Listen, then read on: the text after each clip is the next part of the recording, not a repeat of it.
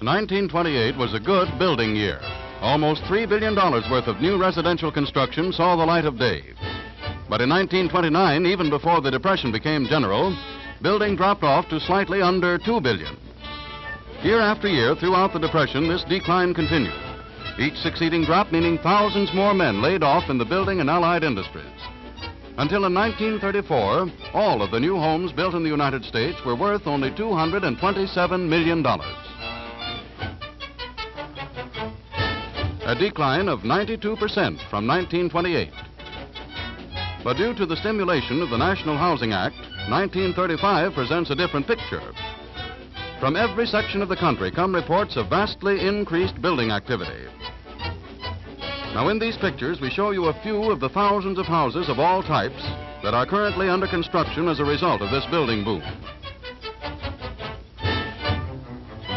We show you a few of the hundreds of thousands of men whom it has put back to work, some of them after years of idleness.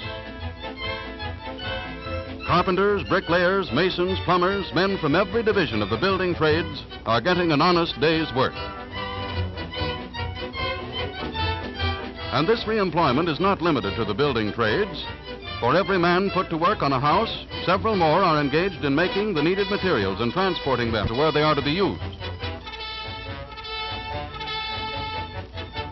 This coffee and that comes out of a pay envelope tastes a lot sweeter than the same food when it's bought with a relief check. This tidal wave of new construction is an important contribution to the economic rebuilding of America. Home ownership is the basis of a happy, contented family life. And now, through the use of a National Housing Act insured mortgage, is brought within the reach of all citizens on a monthly payment plan no greater than rent.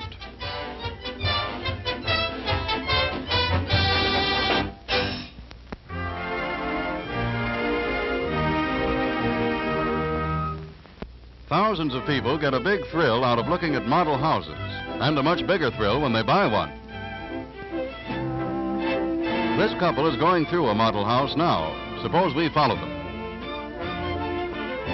The husband apparently isn't very keen about it all, but you know how wives are. So in they go to this delightful living room. The girl is tremendously impressed with the room and its furnishings, but the fellow still just doesn't seem interested. Just give him, a good book and a comfortable chair. Until his wife sees him, then it's a different story. Get up out of there, boy, and get going.